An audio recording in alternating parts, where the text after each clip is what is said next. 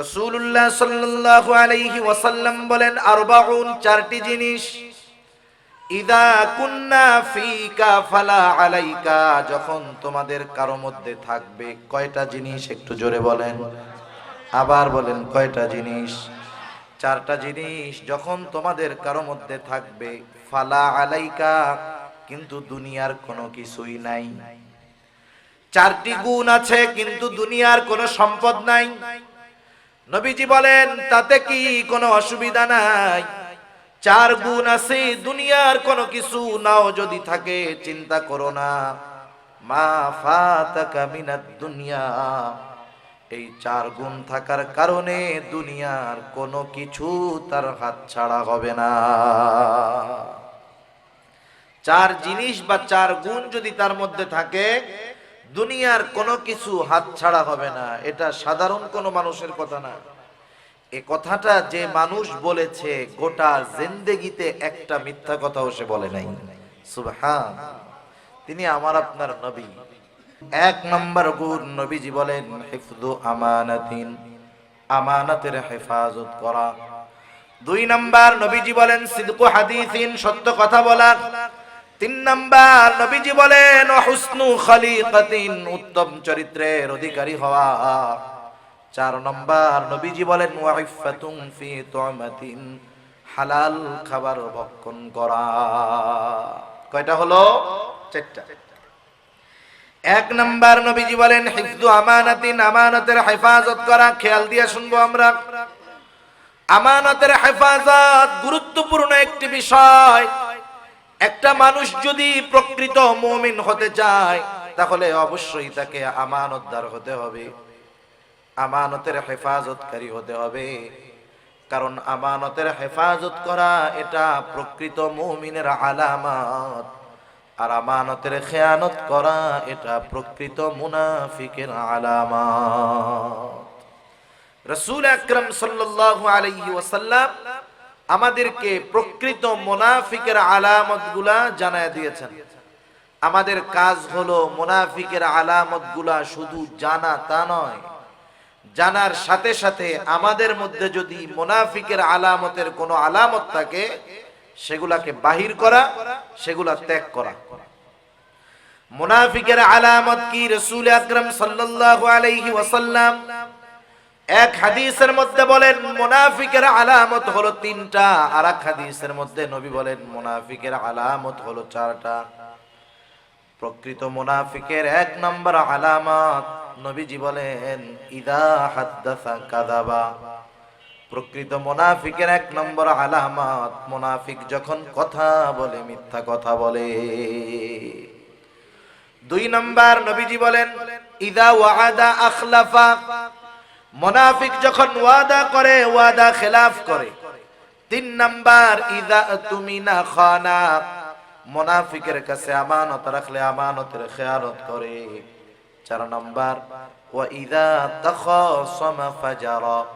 মুনাফিকের সাথে যখন কারো তর্ক বিতর্ক হয়, কথা কাটাকাটি হয়, ঝগড়া হয়, মুনাফিক তখন অশ্লীল কথা বলে, বকাঝকা করে। এগুলা প্রকৃত মুনাফিকের আলামত। এখন বলেন, আমাদের মধ্যে তো মিথ্যাবাদী আলহামদুলিল্লাহ নাই, নাই তো? না আছে? ওয়াদা খেলাফকারী আছে না নাই? আছে। একজন একজনের থেকে টাকা দান নিছে, টাকা চাই, কই দিয়া দি মনে, আগামী মাসের 2 তারিখ, আগামী মাসের 2 তারিখে গেছে। কারে বেটা, তোর টিয়া কি মাইরা খামো বেটা? 500 টাকার লাগে এমন করস খালি বেটা, যা যা দিয়া দি মনে, আগামী মাসের 3 তারিখ আইস। মানে আপনি টাকা দিয়ে আরো বিপদে পড়ে যাবে, চাইলে আরো বিপদ, ঠিক না? এরকম ওয়াদা খেলাফকারী বিভিন্ন ভাবে আছে। এরপরে দেখেন, আমানতের খেয়ানত করা এটা প্রকৃত মুনাফিকের অন্যতম আলামত। অথচ আমানতের হেফাজত করা কতটা গুরুত্ব, রাসূল আকরাম সাল্লাল্লাহু আলাইহি ওয়াসাল্লাম বলেন, লা ঈমানা লিমান লা আমানাতা লা। নবীজি বলেন, যার মধ্যে আমানতদারিতা নাই তার ঈমান নাই। আমানতদারিতা যার মধ্যে নাই, তার মধ্যে মুনাফিকের আলামত আছে, তার ঈমান পরিপূর্ণ না। নবীজি আমানতদারিতাকে ঈমানের সাথে সম্পৃক্ত করেছেন। আপনাদের জিজ্ঞাসা করি, বলেন তো, একটা মানুষের আমলের অভাব নাই, নামাজ, রোজা, হজ, যাকাত, দান, সাদকা, কোনো কিছুর অভাব নাই, কিন্তু লোকটার ঈমান নাই। এই আমলগুলা, নামাজ, রোজা, হজ, যাকাত, দান, সাদকা, ঈমান যদি না থাকে কোনো কাজে আসবে? অথচ কারো আমল যদি কমতি হয়, কম হয়, অল্প হয়, ঈমান যদি পরিপূর্ণ থাকে তার কোনো চিন্তা নাই। কারণ রাসূলুল্লাহ সাল্লাল্লাহু আলাইহি ওয়াসাল্লাম বলেন, আখলিস দীনাকা ইয়াকফিকাল আমালুল কলিল। নবীজি বলেন, তোমার ঈমান খাঁটি করো, অল্প আমল নাজাতের জন্য যথেষ্ট হয়ে যাবে। কিন্তু ঈমান খাঁটি না, ঈমান অসম্পূর্ণ, ঈমানের মধ্যে ত্রুটি, আমলের অভাব নাই, ঈমান পরিপূর্ণ না হওয়ার কারণে হয়তো ওই ব্যাপক আমলগুলা আল্লাহর দরবারে গৃহীত হবে না, কবুল হয়তো হবে না। এজন্য ঈমান যদি পরিপূর্ণ করতে হয় আমাদেরকে আমানতদার হতে হবে। কি হইতে হবে বলেন? আমানতদার। আমার আপনার নবীজি আমানতদার ছিলেন। কেমন আমানতদার ছিলেন? রাসূল আকরাম সাল্লাল্লাহু আলাইহি ওয়াসাল্লাম নবুয়াতির পূর্বেই ওনার উপাধি কাফেররা দিয়েছিল সত্যবাদী, আমানতদার। এরপরে যখন রাসূলুল্লাহ সাল্লাল্লাহু আলাইহি ওয়াসাল্লাম নবুয়াত পেলেন, কাফেরদেরকে যখন মূর্তি পূজা ছেড়ে আল্লাহ তাআলার একত্ববাদের দিকে আহ্বান করলেন, বাপ দাদার মন গড়া ধর্ম ত্যাগ করে যখন তাওহীদবাদী ধর্মের দিকে আহ্বান করলেন, আল্লাহর দিকে ডাকলেন, কাফেররা, যেই কাফেরেরা আমার আপনার নবীকে এত মহব্বত করতো, ভালোবাসতো, ওই কাফেরেরা এখন আমার আপনার নবীর দুশমন হয়ে গেল, বিরোধী হয়ে গেল। হরেক রকমের অত্যাচার আমার আপনার নবীজির উপর বারবার মেরে ফেলার অপচেষ্টা করেছে কাফেরেরা। যতই নবীজির সাথে তারা দুশমনি করুক না কেন, শত্রুতা করুক না কেন, দিন শেষে ওই কাফেররা তাদের দামি দামি সম্পদগুলার নিরাপত্তার স্বার্থে যেই নবীজির উপরে অত্যাচার করত, জুলুম করত, কাফেররা দিন শেষে তাদের সম্পদগুলা আমার আপনার নবীর কাছে গিয়ে আমানত রাখত।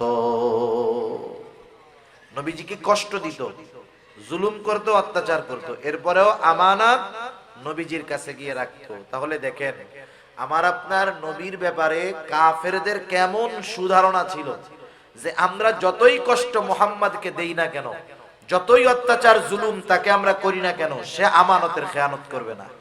কেমন নবী, কেমন আখলাক ওয়ালা নবী। নবীজিও আমানতদারিতার ব্যাপারে কেমন ছিলেন?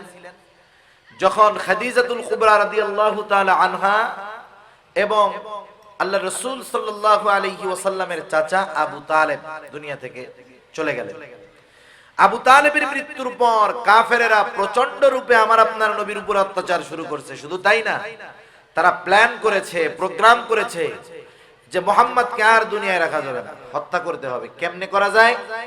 শয়তানে ওদেরকে বুদ্ধি দিছে যে শোনো, মুহাম্মদকে হত্যা করবা, এক গোত্রের লোক যাবা না, তোমরা যতগুলা গোত্র আছে সব গোত্র থেকে এক একজনকে এই হত্যাকাণ্ডে শামিল করবা। তাইলে কি হবে?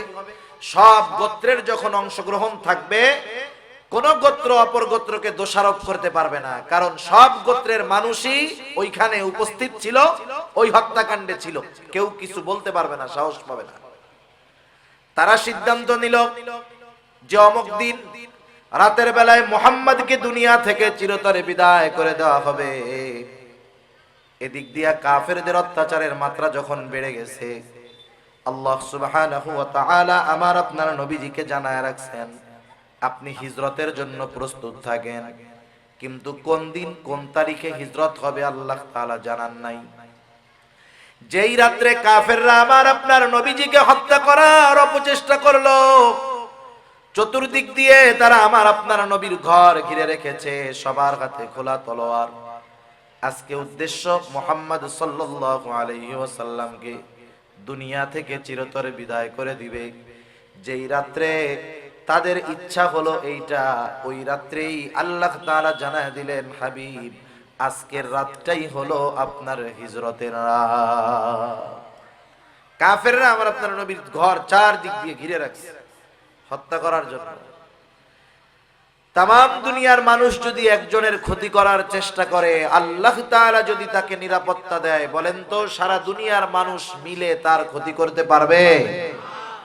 আল্লাহ তাআলা যদি কারো কোনো ক্ষতি করতে চায়, তাম দুনিয়ার মানুষ যদি তাকে নিরাপত্তা দেয়, বিপদ থেকে বাঁচানোর চেষ্টা করে, সারা দুনিয়ার সর্বশক্তি মিলে ওই ব্যক্তিকে আল্লাহ তাআলার বিপদ থেকে কেউ হেফাজত করতে পারবে না। আল্লাহু খায়রুন হাফিজা, আল্লাহ তাআলা হলেন উত্তম নিরাপত্তা দানকারী। রাসূল আকরাম সাল্লাল্লাহু আলাইহি ওয়াসাল্লাম চতুর্দিকে কাফেররা ঘর ঘিরে রাখছে। এই অবস্থার মধ্য দিয়ে আল্লাহর নবী আল্লাহ তাআলার আদেশে ওই ঘর থেকে বের হয়ে তাদের সামনে দিয়ে চলে গেছেন, হিজরত শুরু করেছেন। কিন্তু নবীজি হিজরত শুরু করার আগে ঘরের মধ্যে ওনার বিছানায় হযরত আলী রাদিয়াল্লাহু তাআলা আনহুকে রেখে গেলেন। কারণ হলো নবীজি যখন হিজরতের উদ্দেশ্যে রওনা দিবে, তখনও কাফেরদের কিছু সম্পদ আমার আপনার নবীজির কাছে ছিল। হিজরত যে ওই রাত্রে করবে এটা আল্লাহ তাআলা আগের থেকেও জানান নাই। হযরত আলী রাদিয়াল্লাহু তাআলা আনহুকে আমার আপনার নবী বলে গেলেন, ও আলী, এই সম্পদগুলা যথাযথভাবে তাদের মালিকের কাছে পৌঁছায়া দিবা, এরপরে তুমি মদিনায় যাবা। নাইলে সম্পদগুলা যদি মালিকের কাছে পৌঁছানোর ব্যবস্থা না করা হয়, কাফেরেরা বলবে দেখো মুহাম্মদ পালায়ে গেছে, সাথে সাথে আমাদের সম্পদগুলাও নিয়ে চলে গেছে। ওই কঠিন মুহূর্তে চারদিকে শত্রুরা ঘিরে রাখছে, হত্যা করার জন্য আসছে। নবীজির দীর্ঘ সফরের প্রস্তুতি, ওই সময়ও নবীজি আমানতের ব্যাপারে কতটা সচেষ্ট চিন্তা করেন। আমরা হইলে কি করতাম? আমরা কইতাম, ওরে বাবা, যারা আমারে মারতে চায় ওদের সম্পদ ফেরত দিমু, যা আছে সব নিয়া আরো যদি কিছু নিতে পারি এইটি নিয়ে আমরা ভাবতাম, ঠিক কিনা বলেন? অথবা জান বাঁচানোর চেষ্টা করতাম আগে, আরে সম্পদ যার যার জায়গা তাতে কি, আমি আগে নিজের জান বাঁচাই। কিন্তু নবীজি ওই কঠিন মুহূর্তে কাফেরদের আমানতের ব্যাপারে কতটা সচেষ্ট ছিলেন একটু একা একা চিন্তা করি। এখন আসেন আমাদের আমানতদারিতার অবস্থা কি একটু বোঝার দরকার আছে না নাই? আমাদের আমানতদারিতার অবস্থা কি? আর আমরা আমানতদারিতা বলতে কি বুঝি? আমরা আমানতদারিতা বলতে বুঝি, আপনি আমার কাছে 500 টাকা রাখলেন, যথাসময় আপনার টাকাটা আমি ফেরত দিয়ে দিলাম। আপনি মনে করেন আমি বড় আমানতদার, হুজুর বড় আমানতদার, আর আমিও টাকাটা ফেরত দিয়ে মনে করি আমিও বড় আমানতদার। তার মানে আমানত আমরা শুধুমাত্র টাকা পয়সা লেনদেনের মধ্যে সীমাবদ্ধ করে ফেলেছি, কিন্তু আমানত এতটুকুর মধ্যে সীমাবদ্ধ নয়, বরং আমানত হলো ব্যাপক এক জিনিস। এগুলো যদি আমরা না জানি তাইলে পদে পদে নিজেদের অজান্তে আমরা খেয়ানতকারী হয়ে যাব। সেজন্য আমানত কোথায় কোথায় আছে আপনাদের জানার দরকার আছে। তো 1 নম্বরে আমানত হয় সম্পদের মধ্যে আমানত। সম্পদের মধ্যে আমানত, সম্পদের মধ্যে আমানত এটা কেমন জিনিস?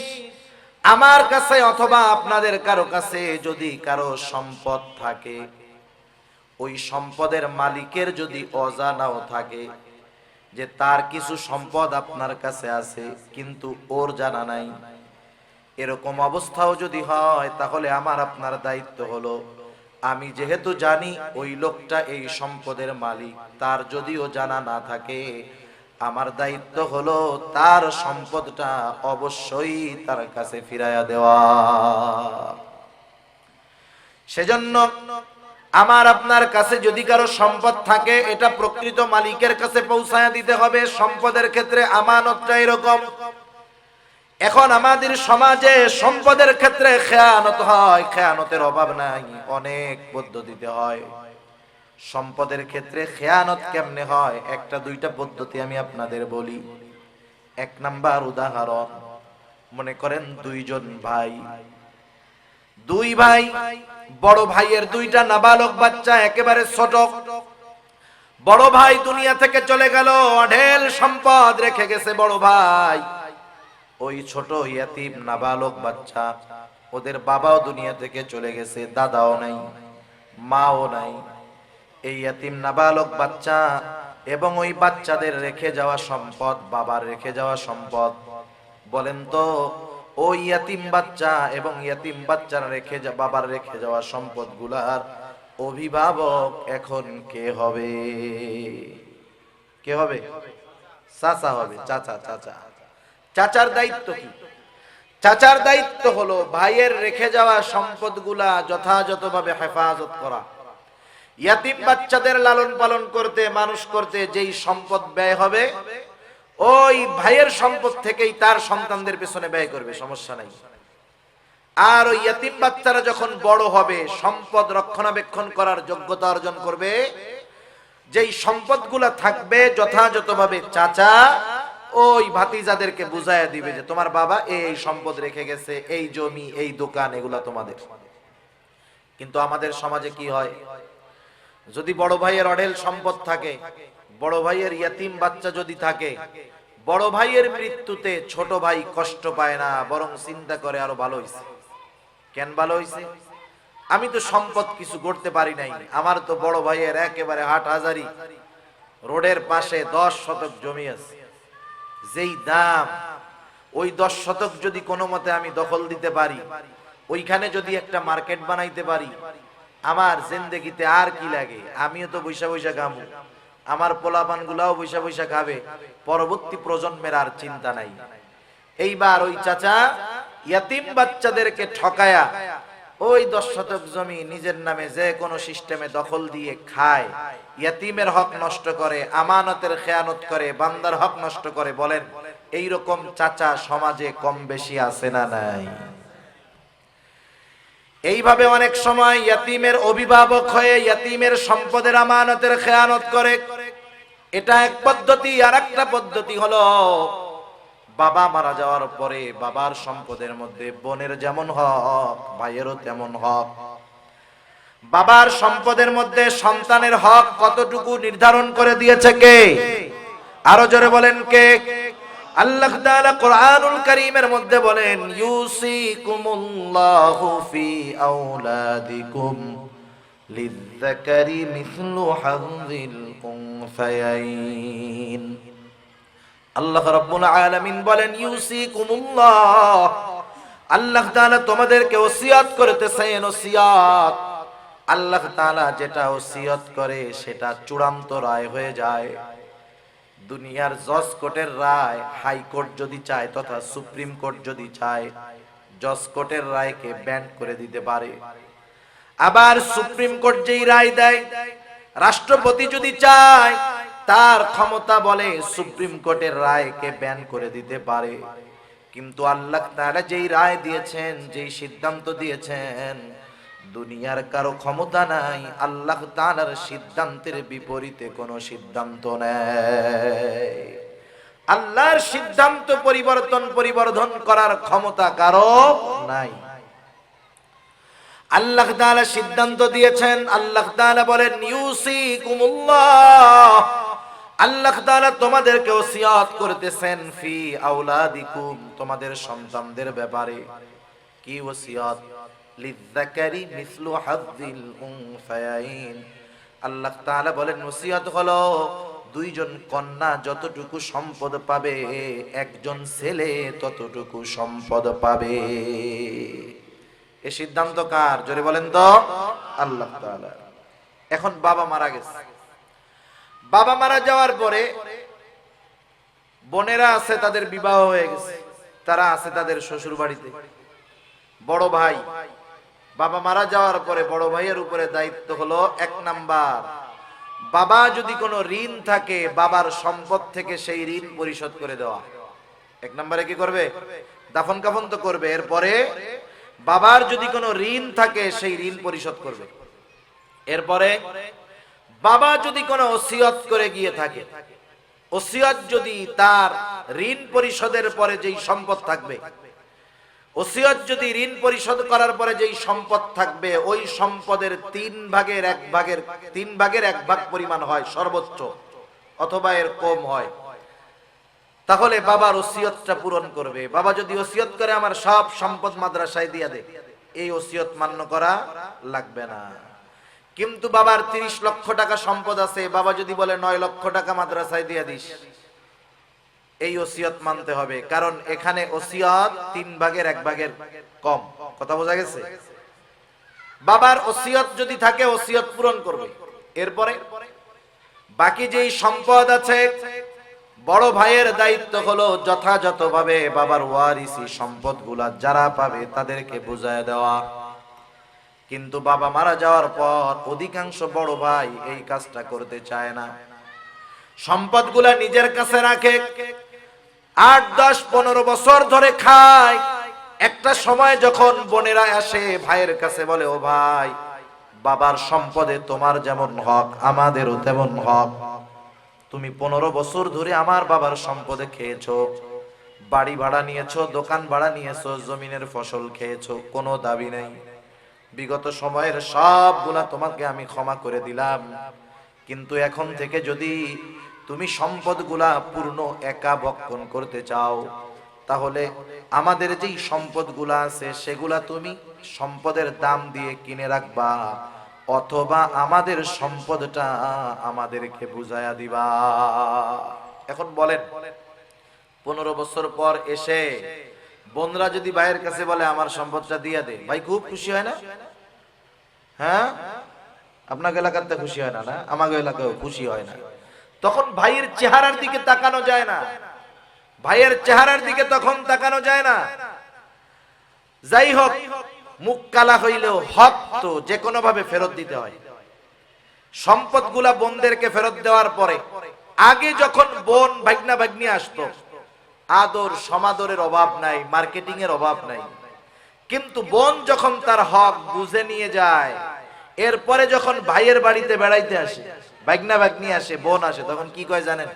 তোরা আইসোস কে? তো গাইতে কইছে কেডা? সব তো নিয়ে গেছিস, আইসোস কে? ঠিক কিনা বলেন? তার মানে এতকাল ভাই বোন ভাগনা ভাগ্নির সমাদর করেছে সম্পদের লোভে, অন্তর থেকে নয়। এখানে আরেকটা জুলুম আমরা পিতারাও করি। কি করি? একটা জুলুম করি, সেটা হলো অনেক সময় অনেক বাবা দুনিয়ায় থাকতেই ছেলেদের নামে সম্পদ বেশি লেখা দিয়ে যায়। আগের থেকে কি করে? ছেলেদের নামে লেখা দিয়ে যায়। কারণ মরার পরে জানি ছেলের ভাগটাই বেশি থাকে, কারণ যেটা লিখে দিয়ে গেছে ওটার মালিক তো সে। কেউ যদি এই কারণে এইরকম কাজ করে, ছেলেকে দিল জীবিত অবস্থায়, হক অনুযায়ী মেয়েকে দিল না, নিঃসন্দেহে ওই বাবা মেয়ের উপরে জুলুম করলো। অনেক ক্ষেত্রে অনেক বাবা আছে ছোট সন্তানকে কিছু এক্সট্রা সম্পদ লিখে দিয়ে যায়, বড় সন্তানকে দেয় না। অনেক সময় বড় সন্তানকে দেয়, ছোট সন্তানকে দেয় না। খবরদার, এরকম করা যাবে না। কারণ রাসূলুল্লাহ সাল্লাল্লাহু আলাইহি ওয়াসাল্লাম এমনটা করতে মানা করেছেন। আপনি যদি 2 লাখ টাকা আপনার ছেলের নামে লেখেন আলাদাভাবে, আপনার মেয়ের নামেও দুনিয়ায় বেঁচে থাকতে 1 লাখ টাকা দিতে হবে। আপনি বড় ছেলের জন্য আলাদা 10 শতক জমি কিনেছেন তার নামে, ছেলে যদি আরেকটা থাকে তার নামেও 10 শতক লিখতে হবে, মেয়ে থাকলেও তাদের নামে লিখতে হবে। আমাদের সমাজে অনেক বাবা এই কাজটা করে। বোনরা অনুপস্থিত, উনি জীবিত থাকা অবস্থায় ভাইরা ফুসলাইয়া বাপকে দিয়ে এরকম লেখায় নেয়। অনেক সময় বোনরা বাবাকে দিয়ে লেখায় নেয়। এই ধরনের কাজ যারা করে, করায়, নিঃসন্দেহে তারা জালেম। ঠিক কিনা বলেন? এখন এই ভাইয়ের দায়িত্ব হলো বোনের সম্পদগুলা সন্তুষ্টির সাথে ফেরত দিয়ে দেওয়া। কিন্তু বোনের সম্পদগুলা ভাই ফেরত দেয় না। যদি না দেয়, নিজে ভক্ষণ করার চেষ্টা করে, সম্পদের খেয়ানত হয়। আর আল্লাহ তাআলা কোরআনুল কারীমের মধ্যে বলেন, ইন্নাল্লাহা ইয়া'মুরুকুম আন তুআদ্দুল আমানাতি ইলা আহলিহা। আল্লাহ তাআলা বলেন, নিশ্চয় আল্লাহ তাআলা তোমাদেরকে আদেশ করতেছেন, ইন্নাল্লাহা ইয়া'মুরুকুম, কি আদেশ? আন তুআদ্দুল আমানাতি ইলা আহলিহা, যে তোমরা আমানত তার প্রকৃত হকদারের কাছে ফিরায় দাও। এই জন্য আমার আপনার কাছে যদি কারো সম্পদ থাকে, ওই সম্পদের প্রকৃত মালিকের যদি জানা নাও থাকে, মনে নাও থাকে, আমার আপনার উপরে দায়িত্ব হলো ওই সম্পদটা যথাযথ সময় যথাযথভাবে প্রকৃত মালিকের কাছে ফিরায়া দেওয়া। যদি না দেই আমানতের খেয়ানত হবে, বান্দার হক নষ্ট করা হবে, গুনাহ হয়ে যাবে অনেক। তাহলে আমানত এক নম্বরে হয় সম্পদের মধ্যে, দুই নম্বরে হয় কথার মধ্যে আমানত। কথার মধ্যে আমানত এটা আবার কেমনে হয়? রাসূলুল্লাহ সাল্লাল্লাহু আলাইহি ওয়াসাল্লাম বলেন, ইযা হাদ্দাসার রাজুলু সুম্মা ইলতাফাতা ফাহিয়া আমানাতুন। নবীজি বলেন, যখন কোন মানুষ কথা বলে আর অতঃপর এদিকে সেদিকে তাকায়, আল্লাহর নবী বলেন ফাহিয়া আমানাতুন। আমার আপনার কাছে যখন কেউ কোনো কথা বলে, গোপন কথা কথা বলে আর এদিকে সেদিকে তাকায়, কেন তাকায়? যাতে তার কথাটা কেউ না শোনে, কেউ জানি তাকে না দেখে, ঠিক কিনা বলেন? কোন মানুষ যদি কথা বলার পরে এদিকে সেদিকে তাকায়, নবীজি বলেন অটোমেটিকলি সেই কথাটা হয়ে যায় আমানাত, ফাহিয়া আমানাতুন। তখন কি দায়িত্ব? সে আমাকে যেই কথাটা বলেছে, এই কথাটা আমি যদি অন্য কারো কাছে বলে দেই, তাহলে অবশ্যই আমানতের খেয়ানত হয়ে যাবে।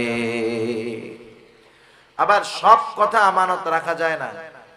মনে করেন আপনারা এই কথা শুনে গেলেন যে হুজুরে বলছে, আল্লাহর নবী বলছে কথা বলবে আর ডাইনে বামে তাকাবে, সেই কথা আমানত। এখন একজন আইসা আপনারে বলল যে ভাই আমি আজকে রাত্রে ওই বাড়িটা চুরি করবো, এটা কিন্তু আমানত কাউরে কইেন না। ডাইনে বামে তাকাইয়া বলছে যে আমি ওই বাড়ি চুরি করবো, এখন তো এটা আমানত হয়ে গেছে। আপনি চিন্তা করবেন যে হুজুরে কইছে, এখন যদি আমি বাড়িওয়ালারে বলে দেই যে তোমার বাড়ি চুরি করবে, তাহলে তো আমানতের খেয়ানত হয়ে গেল। না না, সব কথা আমানত হয় না। কোন কথাটা আমানত হবে, গোপন রাখতে হবে, এটা বলার পরে এমনিই বোঝা যাবে, ঠিক না? সেজন্য কথা আমানত, কারো কাছে আমরা এরকম বলে দিব না। কিন্তু আমাদের খাসলাত কি? আমাদের খাসলাত হলো, একজন আমার কাছে একটা গোপন কথা বলার পর আমাকে বলল হুজুর আপনি কাউরে কইেন না, এমন এক কাজ করে দিল। সে যখন বলল হুজুর আপনি কাউকে বলবেন না, এই কথা বলার দ্বারা আমার অবস্থা এতটা খারাপ হয়ে যায়, যতক্ষণ কথাটা আমি আরেকজনের কাছে না বলি আমারও ততক্ষণ ভালো লাগে না। আমি এবার খুঁজি কারে কয়, নাহলে পেটের মধ্যে হজম হয় না কথা। আরেকজনরে বলি শোনো এদিকে শো, ও আমার এই কথাটা বলছে, আমি তো তোমাকে বিশ্বাস করি, শুধু তোমাকে বললাম, তুমি কিন্তু আর কাউরে বলবা না। আগের জন তো আমারেও মানা করছিল হুজুর কারো কাছে কইয়েন না। যেই আমল আমি করতে পারি নাই, আমি যদি আর একজনরে বলি সে কি করবে নাকি? ও এরকম বলবে, আর একজনে ডাক দিয়ে, দেখ হুজুর আমার এই কথাটা কইছে, কারো কাছে বলতে মানা করছে, আমি শুধু তোরে বললাম, তুই কিন্তু কাউরে বলবি না। এরকম মাশাআল্লাহ এক একজনের কাছে বলতে বলতে সকালে যেই কথাটা আমার কাছে আমানত ছিল, মানুষের মুখে যাইতে যাইতে বিকাল হইতে হইতে কথাটা ছড়ায় গেছে, ঠিক কিনা বলেন? দেখেন এখানে খেয়ানতকারী কতজন, প্রথম আমি করেছি না, এরপরে যতজনের কাছে কথাটা বলছে প্রত্যেকের খেয়ানতের গুনাহ আমার আমলনামায় যোগ হয়ে গেছে। ডেস্টিনির মধ্যে, ডেস্টিনির নাম শুনেন নাই? ওই 50 জন পরেও যদি একজন একটা প্রোডাক্ট কিনে, অটোমেটিক আপনার অ্যাকাউন্টে টাকা জমা হবে। ছিল আর কি সিস্টেম, এগুলা সব ভুয়া সিস্টেম। ওই সময় হুজুররা কইছে, বিশ্বাস করে নাই। এই কিছুদিন আগে আর একটা বের হইছিল, যুবকরা কি জানি এসপিসি না কি বলে, জানেন নাকি? হ্যাঁ, রিং আইডি কিনলে টাকা, মাশাআল্লাহ টাকা মেরে দিয়ে চলে গেছে এক জায়গা থেকে, আরো যাবে। এগুলা হুজুররা যখন বলে, হুজুরদেরকে বলে আনসোশিয়াল। হুজুররা কি অনলাইন বোঝে নাকি? আবার কিছু যুবক ঘুরতেছে বিটকয়েনের পেছনে, এইভাবে ঘুরে ঘুরে কিছু সময় লোভ পায়, একসাথে সব হারায়, তখন ওই যে গলায় দড়ি দিয়ে মরে। সেজন্য এই ধরনের কোনো কিছুর পেছনে ছোটা যাবে না। ইসলাম এই ধরনের বেচা কেনা, এই ধরনের যদি আমার কাছে আমানত থাকে, খবরদার, দুশ্মনির কারণে আমি তার কথার খেয়ানত করব না। কারণ বলেন নবীজি দুশ্মনের আমানতের খেয়ানত করছে? করে নাই, আমরাও করব না। 3 নাম্বার আমানত হয় দায়িত্বের মধ্যে আমানত। প্রত্যেকটা ছোট বড় দায়িত্ব আমানত। ইমাম সাহেবের ইমামতির দায়িত্ব আমানত, চাকরিজীবীর চাকরি আমানত, শিক্ষকের শিক্ষকতা আমানত। কেউ যদি দায়িত্ব পরিপূর্ণভাবে পালন না করে, ওই দায়িত্বের বিপরীতে যেই বেতন তার জন্য আছে, পরিপূর্ণ বেতন গ্রহণ করে দায়িত্ব পরিপূর্ণ পালন না করে, নিঃসন্দেহে সে দায়িত্বের আমানতের খেয়ানতকারী হয়ে যায়। আর আমরা কি চিন্তা করি? আমরা চিন্তা করি আমি যত ফাঁকি দিয়ে বেতনটা নিতে পারি, আমি চিন্তা করি দেখ আরেকজন গাদার কাটুনি খাইটাও 20,000, আমি ফাঁকি ঝুঁকি দিয়াও 20,000, আমি বড় চালাক। কিন্তু আমি আমার নিজের ক্ষতি করলাম, আমি দায়িত্বের খেয়ানত করলাম, লোকটাকে ধোঁকা দিলাম। সেজন্য প্রত্যেকটা দায়িত্ব আমানত, দায়িত্ব পালন করে এরপরে পরিপূর্ণ বিনিময় নিতে হবে, নাইলে বৈধ হবে না। এক বুজুর্গের ঘটনা শোনাই, ছোট্ট একটা ঘটনা। মাজহার দানুতুবি রহমাতুল্লাহি আলাইহি কেমন বুজুর্গ ছিলেন, উনি একটা মাদ্রাসায় পড়াইতেন। মাস শেষে সময় হিসাব করে, টাইম হিসাব করে তিনি বেতন নিতেন। একদিন ওনার ক্লাসের মধ্যে একটা লোক আসছে খুব জরুরি কথা বলার জন্য। লোকটা বলতেছে, হুজুর কথাটা এখনই বলতে হবে, সময় ক্ষেপণ করার সুযোগ নাই, খুবই জরুরি। হুজুর ক্লাস বন্ধ করে লোকটার সাথে কথা বললেন। উনি নোট করে রাখলেন, অমুক দিন অমুক ক্লাসে 10টা মিনিট সময় আমি আমার নিজের কাজে ব্যয় করেছি। উনি মাস শেষে যখন ওনার কাছে বেতন দেওয়া হলো, উনি সময় হিসাব করে 10 মিনিটের বেতন মাদ্রাসা কর্তৃপক্ষকে ফিরাইয়া দিলেন। অফিস থেকে জিজ্ঞাসা করা হলো, হযরত কি ব্যাপার? উনি বললেন, শোনেন, অমুক দিন অমুক ক্লাসে 10টা মিনিট সময় আমি মাদ্রাসার ছাত্রদেরকে পড়াই নাই, নিজের কাজে ব্যয় করেছি। এই 10টা মিনিটের বেতন আমার জন্য নেওয়া বৈধ হবে না, এই জন্য এই 10 মিনিটের বেতন আমি ফেরত দিয়ে দিলাম। কিন্তু আমরা কি করি? দায়িত্ব ফাঁকি দিয়ে কেমন করে আরো এক্সট্রা ইনকাম করা যায় সেটার চিন্তা করি, ঠিক কিনা বলেন? এটা সর্বক্ষেত্রে হয়, অনেক ক্ষেত্রে হয়। কত উদাহরণ দিব, কথা অনেক আসে, সময়ের কারণে বলতে মন চায় না। যেমন শিক্ষা জাতির মেরুদণ্ড, শিক্ষা জাতির মেরুদণ্ড, education is the backbone of nation, না? অনেক আগে পড়ছি, মনে নাই। তা যাই হোক, শিক্ষা জাতির মেরুদণ্ড। যারা শিক্ষা দেন শিক্ষক, তারাই মেরুদণ্ডের প্রস্তুতকারক, তারা থাকবেন নীতি নৈতিকতার সর্বোচ্চ শিখরে, ঠিক কিনা বলেন? কিন্তু আমাদের দেশে কি হয়, আমরা ছোটবেলা যখন পড়াশোনা করেছি স্কুলে, ক্লাসের মধ্যে টিচার যখন কোনো পড়া আমাদেরকে বোঝানোর চেষ্টা করেছেন, বুঝতে পারি নাই, শিক্ষকেরা স্বউদ্যোগী হয়ে আমাদেরকে বলতেন যে এই ছুটির পরে সবাই যাবে, তোমরা যাবা না। ক্লাসের পরে সবাই চলে গেছে, খেলাধুলা করতেছে, আমাদেরকে বসায় রাইখা বিনা টাকায় বিনা পারিশ্রমিকে ওই পড়া বুঝবার পরে, বোঝানোর পরে এরপরে বাড়ি যাওয়ার সুযোগ দিত শিক্ষকেরা। এখনের সব শিক্ষক না, কিছু শিক্ষক কি করে, ক্লাসে অঙ্ক করাইতে গেছে, ব্ল্যাকবোর্ডে যায় প্রথম অঙ্ক করে, এটা স্যারদের মানে মডেল, যাইয়া প্রথম একটা ধমাধম ব্ল্যাকবোর্ডে একটা অঙ্ক করবে, এরপরে বলবে তোমরা কে কে বুঝতে পারছো? এবার 20 জন ছাত্রের মধ্যে 4 জন দাঁড়াইছে, স্যার আমরা বুঝতে পারছি, বাকি 16 জন বুঝতে পারে নাই। এখন বলেন টিচারের দায়িত্ব কি? ওনার এই ক্লাসের সময়ের মধ্যে বাকি 16 জনকেও অঙ্কটা বুঝাইতে হবে, এটাই তো দায়িত্ব, ঠিক কিনা? এখন স্যার চেষ্টা করলেন, ওনার 40 মিনিট আধা ঘন্টা ক্লাসের মধ্যে উনি বাকি 16 জনকে অঙ্কটা বুঝাইতে সক্ষম হলেন না। কারণ সবার বুঝ কিন্তু একরকম নয়, কেউ একবার বললে বোঝে, আবার কেউ ওই একই জিনিস বোঝানোর জন্য 10 বার বলা লাগে, তারপরেও বোঝে না। স্যার যখন ক্লাসের মধ্যে বুঝাইতে ব্যর্থ হলেন, এইবার তিনি তাদেরকে বললেন, শোনো, আমি প্রতিদিন সকাল বেলায় আমার বাসায় অঙ্ক প্রাইভেট পড়াই, তোমরা ওইখানেও যাবা, বোঝানোর চেষ্টা করব। এবার স্যারের কাছে তারা অঙ্ক করবে, মাস শেষে যদি স্যার তাদের কাছ থেকে এক্সট্রা 1000 টাকা করে বেতন নেয়, কোনো অসুবিধা নাই, কারণ স্যার তার দায়িত্ব পরিপূর্ণ পালন করবার পর তারা যেহেতু বুঝতে পারে নাই, আলাদা প্রাইভেট পড়ালো, বেতন নিল, কোনো অসুবিধা নাই। কিন্তু আমাদের কিছু শিক্ষকেরা কি করে জানেন নাকি? অঙ্কটা করাইলো, 4 জন বলল স্যার বুঝছি, বাকি 16 জন বুঝে নাই। স্যার এবার বলে কি, সব কি ক্লাসে বোঝা যায়? আমি ওই সকাল 7টার সময় প্রাইভেট পড়াই, ওই ব্যাচে আইসো, ওই জায়গায় বাকিটা বুঝাই দিব না। আছে না নাই বলেন?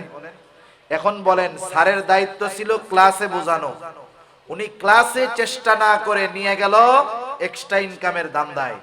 এখন বলেন, এই স্যার ক্লাসের হক দায়িত্ব পালন না করে মাস শেষে কি বেতনটা কম নিবে নাকি?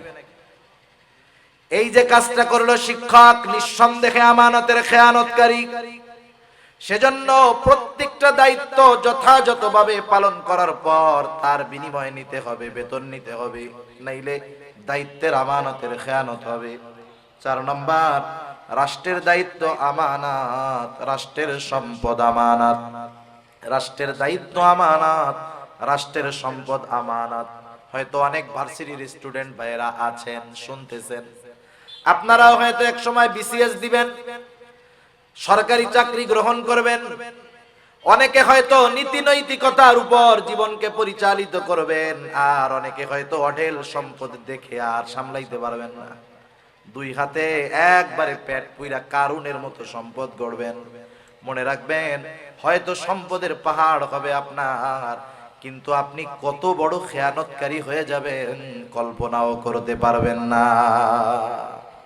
সেজন্য রাষ্ট্রীয় দায়িত্ব যেখানেই থাকুক না কেন, এটা আমানত। পুলিশ সরকারি চাকরি করে, এটাই এই ডিউটি তার আমানত।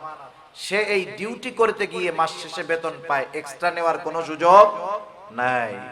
এই যে আমাদের ভূমি অফিসগুলোয় মাঝে মধ্যে প্রয়োজনে মানুষের যাওয়া লাগে, অনেক বাজে অভিজ্ঞতা মানুষের। আপনি যাবেন, প্রথম যাওয়ার পরে বলবেন যে আমার একটা পর্চা দরকার, ও আলমারি খুঁজা 3 মিনিট পরে বলবে দূর ভাই, ও কবের পর্চা, এগুলো কি পাওয়া যায় নাকি? আপনাকে হতাশ বানায় ফেলবে। আপনি বাহিরে চলে যাবেন, আর একজন আপনার কানের কাছে গিয়া মুখ লাগায় বলবে আরে ভাই চা পানের টাকা দেন, বাইরে হয়ে যাবো। ওদের চা পান, আপনি বাজারে চা পান খাইতে কয় টাকা লাগে? 10 টাকা। ওদের চা পান কিন্তু 10 টাকায় হয় না, 10-এর সাথে 2টা শূন্য দিতে হয় শুধু। বুঝেন নাই? ওদের চা পান 10 টাকায় হয় না, 10-এর সাথে কয়টা শূন্য? 2টা শূন্য। যখন আপনি 1000 টাকার নোটটা দিয়ে বলবেন ভাই চা পান খাইয়েন, একটু বাইর করে দেন, 1 মিনিটে কাগজ বের হয়ে যাবে, 1 মিনিটে বের হয়ে যাবে। অথচ দেখেন এই কাজের জন্য তাকে বেতন দেওয়া হয়, এটা তার দায়িত্ব। সে যখন দায়িত্বের বিপরীতে অতিরিক্ত টাকা নিল, 1 নম্বরে ঘুষ, নিঃসন্দেহে হারাম। দ্বিতীয়ত দায়িত্বটা ছিল তার কাছে আমানত, সে এই আমানতের খেয়ানত করলো। এজন্য এই রকম পর্যায়ে হয়তো অনেক যুবক ভাই যাবেন এক সময়। আপনারা কেউ হয়তো টিওনো হবেন, কেউ হয়তো সচিব হবেন, কেউ হয়তো প্রশাসনিক লাইনে যাবেন। যদি ওই দায়িত্বের বিপরীতে এক্সট্রা কিছু নেন, আল্লাহর কাছে কিয়ামতের দিন জবাবদিহিতা করতে হবে, ঠিক কিনা বলেন?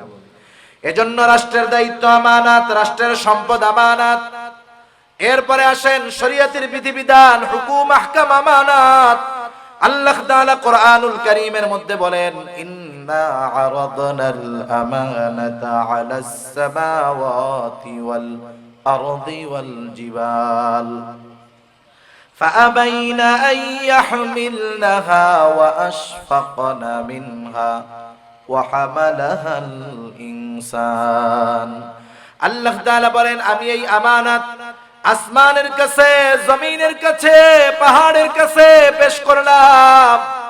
আসমান, জমিন, পাহাড় এই আমানত গ্রহণ করলো না, ভীত শঙ্কিত হয়ে গেল। ওয়া হামালাহাল ইনসান, মানুষ এই আমানত বহন করলো। মুফাসসিরিনে কেরাম বলেন কি সেই আমানত? মুফাসসিরিনে কেরাম বলেন সেই আমানত হলো কোরআন, সেই আমানত হলো আল্লাহ তাআলার বিধিবিধান। একই কথা, আল্লাহ তাআলার বিধিবিধান এটা আমাদের কাছে আমানত। আল্লাহ তাআলা যেটা আদেশ করেছেন সেটাও আমানত, আল্লাহ তাআলা যেটা নিষেধ করেছেন সেই নিষেধটাও আমানত। আল্লাহর আদেশ কি? আল্লাহ তাআলা বলেছেন নামাজ পড়ো। নামাজ, নামাজের আদেশ কার? একটু জোরে বলেন না, কার? আল্লাহ তাআলা। এখন কেউ যদি নামাজ না পড়ে, নামাজ না পড়ার একটা গুনাহ আছে না? নামাজ না পড়লে একটা গুনাহ আছে। নামাজ যদি কেউ না পড়ে, 1 নম্বরে নামাজ না পড়ার গুনাহ হলো। 2 নম্বর, নামাজের আদেশ ছিল কার? আল্লাহর আদেশ ছিল, আদেশটা ছিল আমানত। আদেশ অমান্য করার কারণে খেয়ানত হলো, নামাজ পড়ে নাই এই জন্য গুনাহ হলো, ডাবল ডাবল গুনাহ। আবার দেখেন আল্লাহ তাআলা বললেন সুদ খায়ও না, ঘুষ খায়ও না, হারাম খায়ও না। এখন কেউ যদি সুদ খায়, সুদ খাওয়ার একটা গুনাহ। আবার আল্লাহ তাআলার নিষেধ ছিল, খবরদার সুদ খাবা না, নিষেধ ছিল। আল্লাহ তাআলার এই নিষেধটা ছিল আমানত। এখন এই নিষেধ অমান্য করার কারণে হয়ে যাবে খেয়ানাত। এই জন্য সকল প্রকার গুনাহ করা আল্লাহর পক্ষ থেকে নিষেধ।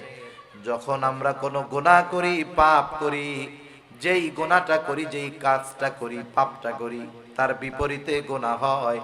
শুধু তাই না, গুনাহ করার দ্বারা প্রতিটা গুনাহর পেছনে আবার খেয়ানত থাকে। মনে করেন একজন হাতের গুনাহ করলো, চোখের গুনাহ করলো, চোখের গুনাহ করছে, এটার একটা গুনাহ তার আমলনামায় যোগ হয়ে যাবে। আর আল্লাহ তাআলা সেই জন্য বলেন ইয়ালামু খাইনাতাল আয়ুনি ওয়া মা তুখফিস সুদূর। আল্লাহ তাআলা বলেন তিনি জানেন তোমরা চোখের কি খেয়ানত করো। শুধু চোখের খেয়ানতের ব্যাপারে তিনি জানেন এমনটা নয়, তোমরা অন্তরের মধ্যে কি লুকায় রাখো দুনিয়ার কেউ জানে না, জানে কে? সেজন্য দেখেন আমরা মোবাইলে যদি গুনাহ করি, মোবাইলে যখন কেউ গুনার জিনিস দেখে তো, তাই না? দেখলে কি হয়? চোখের গুনাহ হয়। যেই জিনিস দেখতেছে ওই জিনিসের অনুপাতিক হারে তার আমলনামায় গুনাহ যোগ হবে, সাথে সাথে চোখের খেয়ানতের গুনাহ হবে, আল্লাহর সাথে খেয়ানত হবে। হাত দিয়ে মোবাইল স্ক্রল করতেছে, কোনটা লাইক করতেছে, কমেন্টস করতেছে, গুনাহটায় সমর্থন দিচ্ছে, ওই জায়গায় লিখতেছে, এই গুনাহগুলোও হবে। অন্তর দিয়ে কি গুনার চিন্তা করতেছে, এই গুনার চিন্তা করার কারণে অন্তরেরও খেয়ানত হবে। সেজন্য এই অঙ্গ প্রত্যঙ্গ, গুনাহ, আদেশ নিষেধ, এগুলা যদি আমরা আল্লাহ তাআলার আদেশ নিষেধ অমান্য করি, আদেশ নিষেধ অমান্য করার এক গুনাহ, আর আল্লাহ তাআলা এগুলা দিয়েছিলেন আমানত, আমানতের খেয়ানতের আরেক গুনাহ। এরপরে আসেন আমার আপনার জানমাল আমার আপনার কাছে আমানত। আল্লাহ তাআলা কোরআনুল কারীমের মধ্যে বলেন ইন্নাল্লাহা আশতারা মিনাল মুমিনিনা আনফুসাহুম ওয়া আমওয়ালাহুম বিআন্না লাহুমুল জান্নাহ। আল্লাহ তাআলা বলেন নিশ্চয় আল্লাহ তাআলা মুমিনের জান এবং মালকে জান্নাতের বিনিময়ে খরিদ করে নিয়েছেন, ক্রয় করে নিয়েছেন। আমরা যদি জান্নাতের মালিকানা দাবি করি তাহলে জানমালের মালিক হলেন আল্লাহ। আমানত এই জানমাল আমার আপনার কাছে, আমানতের জিনিস কিন্তু ব্যবহার করা যায় না। কেউ যদি আপনার কাছে আসার পরে বলে ভাই এই যে 500 টাকা আপনার কাছে দিলাম, এই 500 টাকা আপনার কাছে আমানত, আপনি তখন বাজারে আছেন, আপনি চিন্তা করলেন বাজারের মধ্যে অনেক ভালো ভালো মাছ, আমি তার দেওয়া 500 টাকার নোটটা দিয়ে মাছ কিনে নিয়ে যাই। সে যখন আমার কাছে টাকা চাইবে বাসার থেকে আমি তারে 500 টাকা দিয়ে দিব, হবে না। বরং সে যেই টাকাটা আপনার কাছে দিয়েছে, ছেঁড়া হোক, ভালো হোক, নতুন হোক, পুরনো হোক, হুবহু ওই টাকাটাই সংরক্ষণ করতে হবে। কথা বোঝা গেছে? এটা হলো আমানত। এখন বলেন জান মাল এটা আমার আপনার কাছে আমানত, রাখছেন কে? একটু জোরে বলেন না কে? এখন এই জান মাল আমানতের জিনিস ব্যবহারের অনুমতি ছিল না, কিন্তু আল্লাহ তাআলা অনুমতি দিলেন। এটা আমাদের জন্য বড় নেয়ামত। তবে এই জান মাল কোথায় ব্যবহার করতে হবে? যেখানে মন চায় সেখানে করা যাবে না। কিন্তু কত সুন্দর ব্যবস্থাপনা। নবীজি বলেন জানমাল ব্যয় করবে, সম্পদ ব্যয় করবে, তবে অপচয় করবে না। আল্লাহ নিষেধ করেছেন অপচয় করতে। ব্যয় করবে নিজের পরিবারের জন্য, সন্তানের জন্য, খাওয়াবে, পড়াবে। নবীজি বলেন পরিবারের জন্য যা ব্যয় করা হয় তা সাদাকা। মা বাবার জন্য ব্যয় করবে, অঢেল পরিমাণ ব্যয় করবে, মা বাবার জন্য কোনো অসুবিধা নাই। পরিবার পরিজনের জন্য ব্যয় করবে, ভাই বোনদের জন্য ব্যয় করবে, প্রতিবেশীর জন্য ব্যয় করবে, দ্বীনের কাজে ব্যয় করবে, মাদ্রাসায় দিবে, মসজিদে দিবে, গরিবদেরকে দিবে। মাহফিল যদি একা পারে প্রতি বছরে 6টা করবে, কোনো অসুবিধা নাই। কিন্তু এরপরেও যদি এমন হয় তার প্রতিবেশী কোনো বেধর্মী অমুসলিম, সে অসুস্থ, রোগাক্রান্ত, তার সেবা শুশ্রূষা চিকিৎসার জন্য টাকা দিবে, কোনো অসুবিধা নাই। তার ঘর নাই, সে যদি চায় তাকে ঘর বানিয়ে দিবে, কোনো অসুবিধা নাই। মেয়ের বিবাহ হয় না, বেধর্মী আসে না অনেক সময় এরকম, আপনি তার মেয়ের বিবাহের জন্য টাকা দেন, অসুবিধা নাই। কিন্তু সাবধান, এমন কাজে ব্যয় করা যাবে না যেই কাজে ব্যয় করলে গুনাহ হয়, আল্লাহ বেজার হয়। আপনি একজন বেধর্মীরে 50,000 টাকা দিয়ে বিয়ে দিয়ে দেন, সমস্যা নাই, কিন্তু তার দুর্গাপূজার সময় মূর্তি বানানোর জন্য 1 টাকা দেওয়া যাবে? দেওয়া যাবে না। সেন্স রাখতে হবে যে টাকা কোথায় দেওয়া যায়, কোথায় দেওয়া যায় না। আপনি দ্বীনি কাজে অর্থ দিচ্ছেন, না পারলে শ্রম দিচ্ছেন, সমস্যা নাই। অনেক সময় অনেকে গুনার কাজে টাকা দিতে পারে না, বলে কি আরে টাকা দিতে পারলাম না তাতে কি, আয় তোদের সাথে বৈশা বৈশা 2-3টা বাঁশ গাইড়া দিই, এতেও তো তোদের সাথে শরীক থাকলাম, তাই না? এই শ্রম, এই শক্তি এমন কাজে ব্যয় করা যাবে না যেখানে ব্যয় করলে গুনাহ হবে, যেখানে ব্যয় করলে আল্লাহ বেজার হবে। কিন্তু মাঝে মধ্যে এই টাকা দিয়া বিড়ি সিগারেট কিনে খাওয়া যাবে, যাবে না? বিড়ি সিগারেট কিনে খাওয়া যাবে না? যারা খায় বিড়ি সিগারেট, এটা মাকরুহে তাহরিমি না হারাম, সে মাসালা একদিকে রাখেন। কিন্তু কোন আল্লাহর বান্দা বলতে পারবেন যে সিগারেট খাইলে উপকার আছে? একটু জোরে বলেন না, উপকার আছে বলতে পারবেন? কেউ বলতে পারবেন না। বরং সিগারেট খাইলে কি হয়, একমাত্র সত্য কথা সিগারেটের প্যাকেটের গায়ে লেখা থাকে। বাজারে জুস পাওয়া যায় না, জুস, ম্যাঙ্গো জুস, লেখা থাকে 100% ম্যাঙ্গো জুস। কিন্তু খোঁজ নিয়ে দেখেন 95% আছে উত্তরবঙ্গের কম দামি কুমড়া। ওই কুমড়া প্রসেস করে ফুড ফ্লেভার দিয়ে নামমাত্র কিছু আম দিয়ে ওইটারে ম্যাঙ্গো জুস বানায় ফেলছে। মিথ্যা কথা। কিন্তু সিগারেটের গায়ে যেটা লেখা থাকে ওইটা চরম সত্য কথা, ঠিক কিনা বলেন? বরং সিগারেটের গায়ে ক্ষতির পরিমাণ যত বাড়ায় লেখে, ওইটার বেচা কেনা আরো তত বেড়ে যায়। এক সময় লেখা ছিল ধূমপান স্বাস্থ্যের জন্য ক্ষতিকর, 2-3 টাকা দিয়ে মানুষ একটা গোল্ড লিফ সিগারেট কিনে খাইতো। একবার সরকার ট্যাক্স বাড়ায়, ওরা ক্ষতির পরিমাণ বাড়ায়। একবার লেখে শ্বাসকষ্টের কারণ, একবার লেখে ধূমপানে ক্যান্সার হয়, এরপরে লেখছে ধূমপান হৃদরোগের কারণ, 10 টাকা করে বিক্রি করছে গোল্ড লিফ সিগারেট। এরপরে সরকার আবার ট্যাক্স বাড়াইছে, এখন দামও বাড়াইছে। ওরা এবার লেখেছে কি লিখবো, এবার লেখছে ধূমপান মৃত্যু ঘটায়, 12-13 টাকা দাম মনে হয়, তুমসে কিনা খাই, ঠিক কিনা বলেন? এখন বলেন, ওরা তো ক্ষতি লেখলো, ধূমপান মৃত্যু ঘটায়, এরপরে যদি সরকার ট্যাক্স বাড়ায়, এরপরেও তো নতুন কোন শব্দ লিখতে হবে। কি লিখবে ওই জায়গায়? আমি চিন্তা করতেছি তখন লিখবে যে ধূমপান জাহান্নামে নেয়, ধূমপান মৃত্যু পর্যন্ত তো লেখা শেষ, আর তো বড় ক্ষতি নাই। এবার লিখবে ধূমপান জাহান্নামে নেয়, দাম 20 টাকা। দেখবেন বাঙালি রক্তকে পানি বানানোর টাকা দিয়ে ওই 20 টাকা দিয়ে সিগারেট গুলা কিনে খাচ্ছে। এগুলা আপনি নিজে সম্পদের অপচয় করতেছেন, দেহের ক্ষতি করতেছেন, আল্লাহ তাআলার আমানতের খেয়ানত করতেছেন। সেজন্য আর লম্বা না। আমানত কোথায় কোথায় হয় যতটুকু বললাম। 1 নাম্বার আমানত সম্পদের মধ্যে, 2 নাম্বার কথার মধ্যে, 3 নাম্বার দায়িত্বের মধ্যে, রাষ্ট্রীয় দায়িত্বের মধ্যে, রাষ্ট্রীয় সম্পদের মধ্যে, শরীয়তের বিধিবিধান, হুকুম, আহকাম, আমানত। আমার জানমাল আমার কাছে আল্লাহর পক্ষ থেকে আমানত। সেজন্য নবীজি 4টি গুণ অর্জন করতে বললেন। 1 নাম্বার গুণ হলো হিফযু আমানাতিন। এই বিষয়গুলা যদি সব আমরা ঠিক রাখতে পারি, এরপরেই আমি আপনি হতে পারবো আমানতদার। এবার একটু নিজেরা চিন্তা করবেন যে আমি নিজে কতটুকু আমানতদার, এতটুকুতেই বোঝা যাবে, আর লম্বা করার দরকার নাই। 2 নম্বরে নবীজি বলেন সিদকু হাদিসিন, সত্য কথা বলা। সত্য কথা বলা, সত্য কথা বলা মুমিনের ভূষণ, আর মিথ্যা বলা হলো প্রকৃত মুনাফিকের আলামত। অনেক সময় অনেক মানুষ আছে সামনাসামনি মিথ্যা কথা বলে না, কিন্তু মোবাইল ফোনে মিথ্যা কথা বইলা বসে, বোঝেও না। সামনাসামনি মিথ্যা বলে না, কিন্তু মোবাইলে অনিচ্ছায় মিথ্যা বলে ফেলে। ইচ্ছায় বলুক কারণ ইচ্ছায় বলুক, মিথ্যা তো মিথ্যাই, ঠিক কিনা বলেন? সেজন্য মোবাইলেও মিথ্যা বলবো না। অনেক সময় আছে এক জায়গায়, কয় আর এক জায়গায়। আছে ওই বড়দিঘির পার, তাই তো ফতেহাবাদ। ও যদি বড়দিঘির পার অ্যাক্সিডেন্ট করে মরে, আর দোস্ত যদি জানতে পারে যে আমার দোস্তর মরার কথা ছিল ফতেহাবাদ, দোস্ত মরছে দেখি বড়দিঘির পার, তার মানে ওইটা মরার আগেও মিথ্যা কথা বলছে। এরকম আমাদের ইয়াং জেনারেশন বন্ধুদের সাথে এরকম অনেক বলে, মুরব্বীরাও ভুলে চুলে বইলা ফেলে। খবরদার, এসব আমরা সতর্ক থাকবো। আর মিথ্যা কেন বলবো না? নবীজি বলেন ইন্নাস সিদকা ইয়াহদি ইলাল বির ওয়া ইন্নাল বিররা ইয়াহদি ইলাল জান্নাহ। নবীজি বলেন নিশ্চয়ই যারা সত্য কথা বলে, সত্য মানুষকে কল্যাণের দিকে নিয়ে যায়, কল্যাণের পথ দেখায়, আর কল্যাণ মানুষকে জান্নাতের পথ দেখায়। ওয়া ইন্নাল কিযবা ইয়াহদি ইলাশ শার, নিশ্চয়ই মিথ্যা মানুষকে অকল্যাণের পথ দেখায়। ওয়া ইন্নাশ শাররা ইয়াহদি ইলান নার, আর অকল্যাণ মিথ্যা মানুষকে জাহান্নামের দিকে নিয়ে যায়। এজন্য সত্যবাদী মানুষ জান্নাতের পথিক, আর মিথ্যাবাদী যারা, মিথ্যা কথা যারা বলে, এরা হলো জাহান্নামের পথিক। এজন্য আমরা মিথ্যা কথা বলবো না।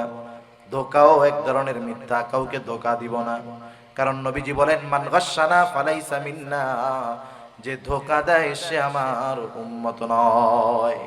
3 নাম্বার নবীজি বলেন ওয়া হুসনু খলিকাতিন, উত্তম চরিত্রের অধিকারী হওয়া। আমরা সবাই উত্তম আখলাক ওয়ালা হব।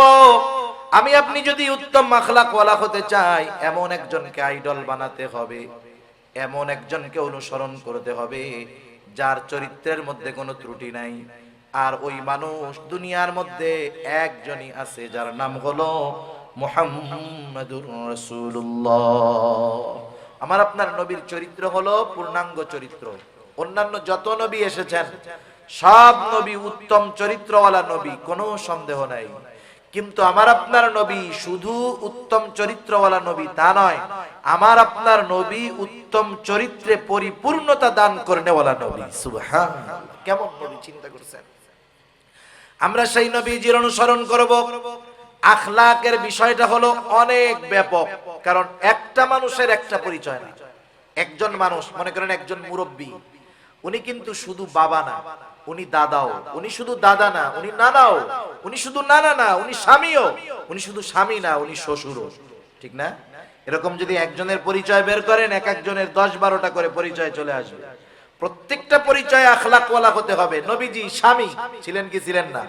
স্বামী হিসাবে নবী কেমন ছিলেন? আপনি যদি পড়েন, আমল করেন, আপনি উত্তম স্বামী হবেন।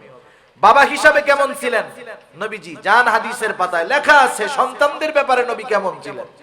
আপনি যদি জানতে চান নবীজি বন্ধু হিসাবে, সঙ্গী হিসাবে কেমন ছিলেন, নবীজি সাহাবাদের সঙ্গী ছিলেন, কেমন ছিলেন, জানতে পারবেন। নবীজি অধীনে যারা ছিল, নবীজি তার অধীনস্থদের সাথে কেমন আচরণ করতেন, পড়েন, জানতে পারবেন। নবীজি শ্বশুর হিসাবে কেমন ছিল, হ্যাঁ পড়েন, জানতে পারবেন। দেখবেন সব জায়গায় উত্তম চরিত্র আমার আপনার নবীর ছিল। নবীজি দেশ পরিচালনা করেছেন, বিচার করেছেন, বিচারক হিসাবে কেমন ছিলেন, রাষ্ট্রনায়ক হিসাবে কেমন ছিলেন, ময়দানে জিহাদ করেছেন, সেনাপতি ছিলেন, সেনাপতি হিসাবে কেমন ছিলেন, প্রত্যেক জায়গায় পড়েন না, দেখবেন নবীজির আখলাক এক বিশাল ভান্ডার। এতগুলা বলার মতো সুযোগ সময় কোনোটাই নাই। একটা বিষয় বলি শুধু, আমাদের সমাজে আজকে অভাব, কোনটার অভাব? আদবের অভাব। কিসের অভাব? আদবের অভাব। আজকে মুরব্বীদেরকে আমরা সম্মান করি না, এটা ঠিক না। কারণ নবীজি বলেন, মাল্লাম ইয়ারহাম সগীরানা ওয়ালাম ইউক্কির কাবীরানা ফালাইসা মিন্না। নবীজি বলেন, যারা ছোটকে রহম করে না, তথা ছোটকে স্নেহ করে না, আর যারা বড়কে সম্মান করে না, নবীজি বলেন ফালাইসা মিন্না, সে আমার উম্মত নয়। এজন্য আমরা যারা বড়, আমরা ছোটদেরকে স্নেহ করব, যারা ছোট বড়দেরকে সম্মান করব। একটা বিষয় মনে রাখতে হবে, হাদিসে আল্লাহর নবী আগে বড়দেরকে বলছেন। আগে কাদের বলছেন? বড়দেরকে বলেছেন যে যারা ছোটদের উপরে রহম করে না তারা আমার উম্মত না। সেজন্য আমরা ছোটদেরকে স্নেহ করব, মহব্বত করব, ভালোবাসবো। আমাদের খাসলাত হলো আমি যেটা চাই আমি সেটা করি না। আমি চাই যে ছোটরা আমাকে সালাম দিবে। আমি যদি ছোটর কাছ থেকে সালাম চাই, ওকে প্রেসার ক্রিয়েট করলে হবে না, ওকে আমার কাজে খাটাইতে হবে। কেমনে? আপনি ওই বাচ্চারে 10 দিন সালাম দিবেন, এরপর থেকে দেখবেন ও আপনাকে কন্টিনিউ সালাম দেওয়া শুরু করছে। কিন্তু আপনি যদি ওর কাছ থেকে জোর করে সালাম নেন, ওর বাবার কাছে অভিযোগ দিলেন যে আপনার ছেলে কত বড় বেয়াদব, রাস্তায় দেখা হয় সালাম দেয় না। ওই বাবা যদি ওই সন্তানটাকে পিটানি দিয়া বলে, এই আগামীকাল থেকে চাচার সাথে দেখা হইলেই সালাম দিবি, বাবার মায়ের ভয়ে ওই বাচ্চা তো সালাম দিবে, ঠিক না? সালাম দিবে ঠিক। সালাম দেওয়ার পরে যখন চলে যাবে বলবে আসসালামু আলাইকুম চাচা, ভালো আছেন? হ্যাঁ ভালো। চাচা তো খুশি যে আমারে সালাম দিছে, তাহলে বিচারে কাজ হইছে। চাচা যখন পেছনে যাবে ওই বাচ্চা তখন বলবে, আল্লাহ এই বুড়া মরে না কেন, মরে না কেন, আমারে সালাম দেওয়ার জন্য আব্বার হাতে আমার মাইর খাওয়াইছে, মরলে ভালো। দেখেন, কিন্তু আপনি যদি ওরে 10 দিন সালাম দিতেন, এরপরে আপনাকে আন্তরিকতার সাথে সম্মানের সাথে সালাম দিত। সালাম ওই যেও দেয় এই যেও দেয়, কিন্তু দুইটার মধ্যে তফাৎ আছে না নাই? এজন্য নবীজি বড়দের কথা আগে বলেছেন। আমরা ছোটদেরকে আদব শেখাবো, তাদের কাছ থেকে যেমন আচরণ চাই আমরা তাদের সাথে তেমনটা করব, তখন তারা আমাদের সাথে শ্রদ্ধা করবে, সম্মান করবে। এই দুই জায়গায় আমাদের সমস্যা। যাই হোক, সেজন্য উত্তম চরিত্রের অধিকারী হব। আর 4 নম্বর, নবীজি বলেন ওয়াইফাতুন ফি তুমাতিন, হালাল খাবার খেতে হবে। আর হালাল খাবারের জন্য অন্যতম শর্ত হলো উপার্জনটা হালাল হতে হবে। নবীজি এজন্য বলেন কাসবুল হালালি ফরিদাতুম বাদাল ফরিদা, হালাল উপার্জন করা ফরজ ইবাদতের পরে অন্যতম ফরজ ইবাদত। আমার উপার্জনটাও হালাল হবে, খাবারটাও হালাল হবে। কিন্তু আমাদের খাসলাত হইল একজন ঘুষের টাকা, সুদের টাকা বস্তা বইরা নিয়ে আসে, বাজারে বড় গরু জবাই হইছে, পকেটে ঘুষের টাকা, হারাম টাকা। ওই কসাইরে যাইয়া জিজ্ঞাসা করে, এই জবাই দেওয়ার সময় কি বিসমিল্লাহ বলছিলি তো? বুঝছেন? সুদের টাকা দিয়া, ঘুষের টাকা দিয়া গোস্ত কিনতে আসছে, কসাইরে জিজ্ঞাসা করে জবাইয়ের সময় আল্লাহর নাম নিছিলি তো? ওই জায়গায় হালাল খুঁজে, কিন্তু উপার্জনটা কি হলো চিন্তা করলো না। সেজন্য উপার্জন যদি হালাল না হয়, ওইটা দিয়ে যেই হালাল খাবার কিনুক না কেন কোনো কাজ হবে না। হারামের যেই অবস্থা হবে ওইটারও সেই অবস্থা হবে। এজন্য আমরা উপার্জন হালাল করব। আর একটা বিষয়, যারা ছোট পেশার মানুষ আছে, রিক্সা চালায়, দিন মজুর, ঝাড়ুদার, হালাল উপার্জন করে, এই মানুষগুলাকে পেশা নিয়ে তিরস্কার করব না। যেমন আমাদের অভ্যাসটা কি, মনে করেন একজন রিকশাওয়ালা থাকলে কেউ মাইন্ড করবেন না, অনেকে ছোট মনে করে তাদের। সে যদি কোনো কথা বলে, আমরা তাকে যদি হিট করতে চাই, প্রথমে কি বলি? ওই রিকশাওয়ালা বেটা থাম, ঠিক না? আমি তার পেশাটাকে আগে আনলাম। কিন্তু বলেন তো, কোন সচিবকে যদি আমি হুমকি দিতে যাইতাম, আমি আগে বলতাম ওই সচিব থাম, এটা বলতাম? বলতাম না, কারণ আমি ওর পেশা ছোট হওয়ায় ওটা দিয়ে তাকে আঘাত করার চেষ্টা করি। সাবধান, যে পেশা ছোট হোক না কেন, হালাল পেশা আল্লাহ তাআলার কাছে দামি। হালাল উপার্জন যারা করে, এদের পেশা যত ছোট হোক, আমরা তাদেরকে তিরস্কার করব না, নিজে হালাল উপার্জন করব। এই চারটা জিনিস যদি থাকে, আমানতের হেফাজত, সত্য কথা, উত্তম চরিত্র, হালাল খাবার, নবীজি বলেন আর কোনো কিছু নাই, কোনো অসুবিধা নাই। মা ফাতাকা মিনাদ দুনিয়া, এই চার জিনিস থাকার কারণে দুনিয়ার কোনো কিছু তার হাত ছাড়া হবে না। আল্লাহ তাআলা আমাদের সবাইকে এই চারটি গুণ অর্জন করার তৌফিক দান করুক। সবাই বলি আমিন। ওয়া আখিরু দাওয়ানা আলহামদুলিল্লাহি রাব্বিল আলামিন। আসসালামু আলাইকুম ওয়া রাহমাতুল্লাহি ওয়া বারাকাতুহু।